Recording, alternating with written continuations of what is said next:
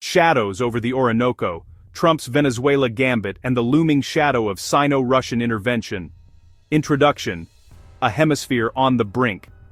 In the sweltering heat of October 2025, the Western Hemisphere teeters on the edge of a geopolitical abyss. Donald Trump's second presidency, inaugurated amid vows of America First revival, has transformed Venezuela from a distant humanitarian tragedy into a flashpoint of imperial ambition and proxy confrontation.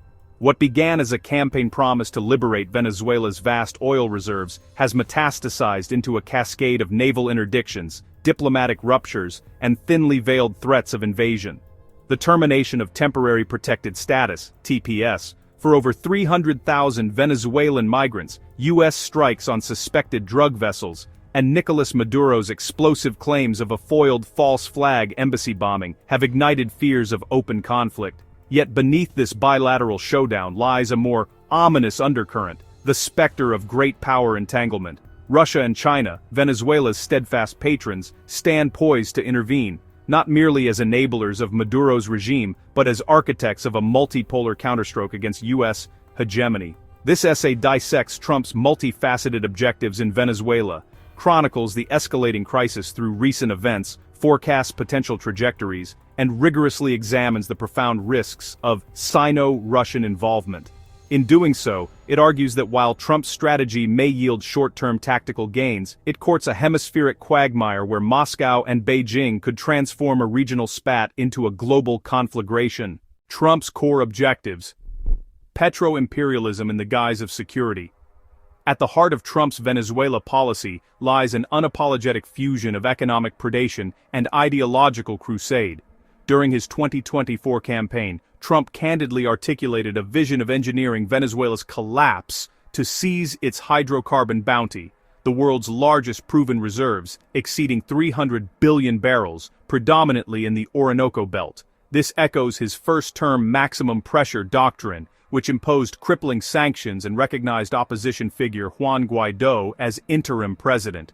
Yet, in 2025, the approach has sharpened into a blade honed by domestic imperatives, stabilizing U.S. energy prices amid baby drill rhetoric, curbing inflation from Middle Eastern volatility, and offsetting OPEC+ dominance. Economically, the calculus is stark. Maduro's socialist pivot has rerouted Venezuelan crude toward China, 15% of Beijing's imports, and Russia, eroding Washington's leverage in global energy markets. A compliant post-Maduro regime would fling open the Orinoco to American majors like Chevron, whose Biden-era licenses teeter on renewal.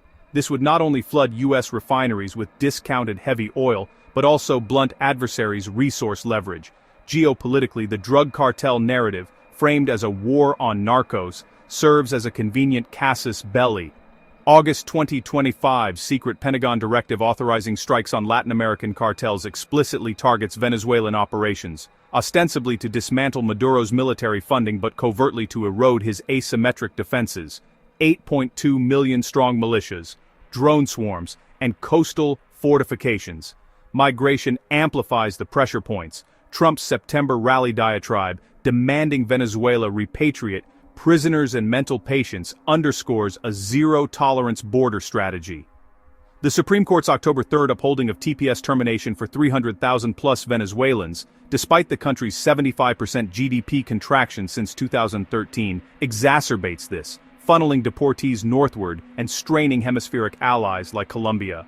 Critics, from Venezuelan exiles to progressive think tanks, decry this as neo-Monroeism, a revival of the 1823 doctrine positing the Americas as Washington's exclusive sphere, free of foreign adversaries.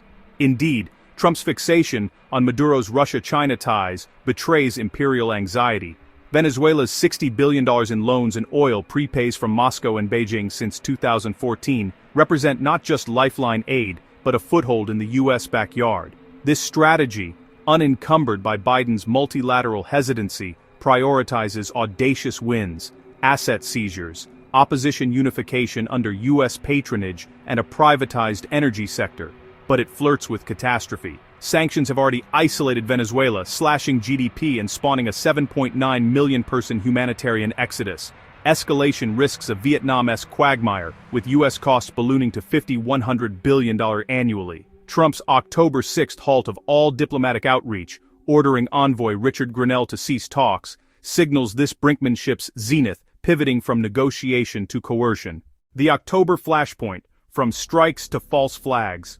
The past week's events crystallize this volatility.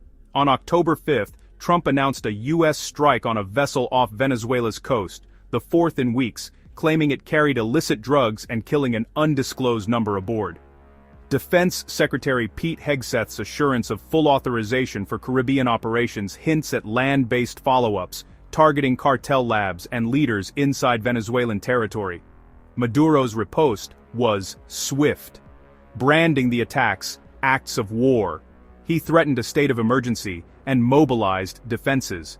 Russian Foreign Minister Sergei Lavrov's full support in a call with counterpart Ivan Gil underscores the proxy dimensions, with Moscow warning of regional escalation. Compounding this, Maduro's October 7 revelation of a thwarted false flag bombing at the U.S. Embassy in Caracas, allegedly orchestrated by extremist right-wing sectors to justify intervention, has polarized discourse.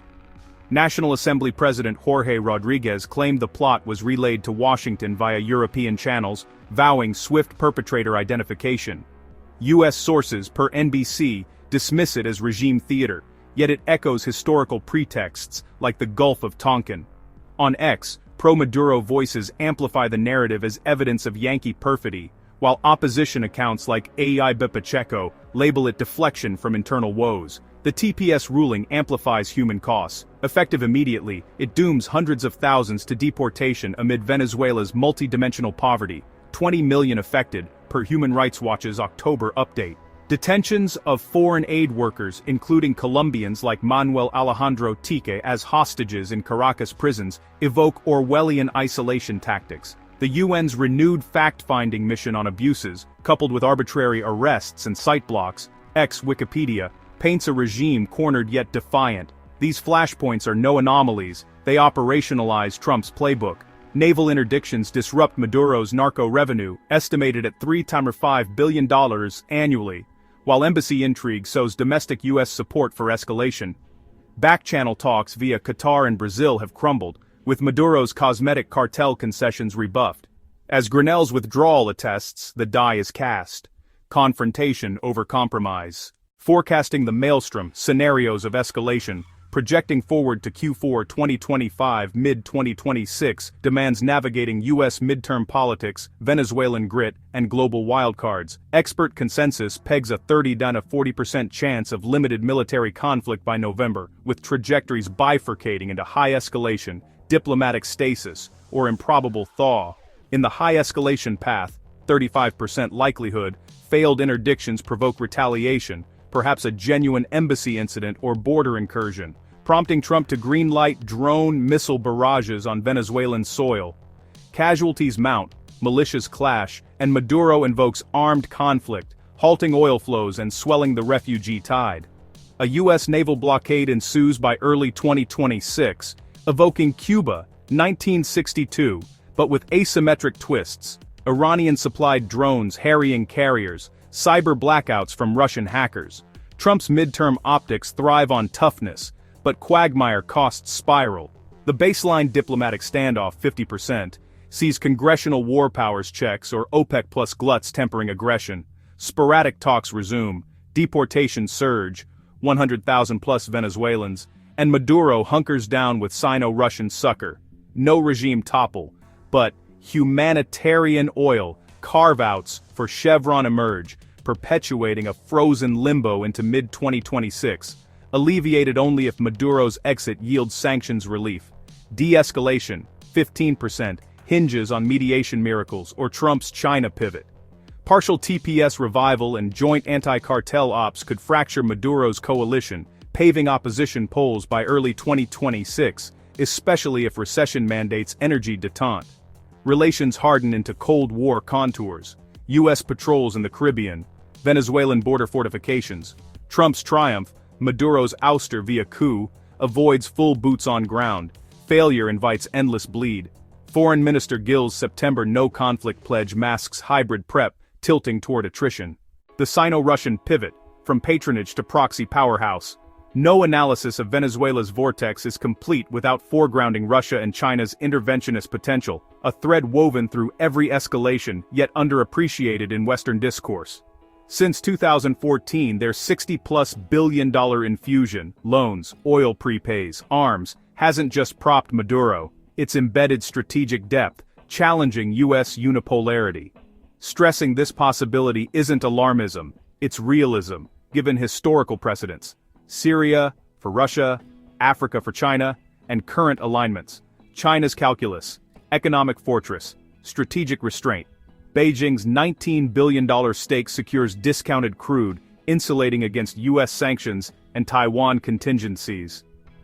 Xi Jinping's May 2025 firm support pledge, bolstered by August's $10 billion refinery pact, signals unwavering backing, UN vetoes, anti-sanction broadsides, fresh loans, yet military adventurism lags at 10% probability. Overseas bases in the Americas invite encirclement, diverting from South China Sea priorities. Non-kinetic tools dominate, cyber ops crippling U.S. grids, secondary sanctions on American firms, or BRI expansion via Venezuelan proxies. In high escalation, China could flood markets with Venezuelan oil stockpiles, weaponizing petrodollars and spiking U.S. inflation. Defaults have soured ties, but Venezuela's BRICS flirtation offers Beijing a hemispheric hedge. Imagine joint naval drills in the Caribbean, echoing Djibouti. Russia's reach, Wagner's echoes, Putin's gambit. Moscow's assertiveness outstrips Beijing's with a 50% escalation aid likelihood. The May 2025 Strategic Pact, S-300 batteries, Sukhoi jets, joint maneuvers, positions Venezuela as an anti-NATO redoubt, mirroring Syria's 2015 playbook. Ukraine's drain limits scale, but volunteers, Wagner remnants, could embed for cartel hunts or militia training, amplifying hybrid warfare, disinformation floods, GPS jamming, hypersonic feints. Lavrov's October call exemplifies this. Rhetorical shields escalating to material surges. Full boots-on-ground risks, NATO, riposte. But oil barter sustains Maduro, while Arctic Venezuela pipelines tease long-game energy subversion. Their no-limits axis synergizes perilously. In tandem, they deter invasion by inflating costs. Petroleum threats eroding dollar hegemony, joint vetoes paralyzing UN action. High escalation could spawn a Caracas consensus, Russian mercenaries securing oil fields, Chinese firms rebuilding under protection, birthing a Sino-Russian enclave. Historical analogues abound, Angola's Cold War proxies, Libya's post-Gaddafi carve-up. Sentiment underscores this. Pro-regime posts hail Shock of Zlagano as anti-imperial triumph, while analysts warn of WE. Neither seeks Armageddon over Caracas, but miscalculation, say a U.S. strike hitting Russian advisors, could cascade, drawing in Cuba's Spetsnaz or Iran's IRGC. The probability? 40–60% for indirect bolstering, 20% for direct clash, enough to make Monroe's ghost recoil. Collateral ripples. Colombia as fault line, the region in flux. No hemispheric domino falls in isolation. Colombia, Venezuela's linchpin neighbor and U.S. ally, absorbs the shockwaves acutely. Hosting 2.8 to 3 million refugees, Bogotá's $1.5 billion annual burden swells with TPS fallout, channeling deportees southward and straining its 10-year protection scheme, 1.7 million covered. Conflict could displace 1 to 2 million more by mid-2026, igniting urban tinderboxes like Bogotá's slums. Security spills over. Washington's September decertification tying Colombian anti-drug lapses to Venezuelan cartels, slashes aid, inviting sanctions. August's Venezuelan troop deployments spark ELN empowerment, torpedoing Petro's total peace. Economically, $1 billion bilateral trade phrase, refugee labor depresses wages, and GDP growth dips to 2.5%. Petro's August anti-intervention rallies, juxtaposed with July's binational zone, betray sovereignty jitters, cooling U.S. ties.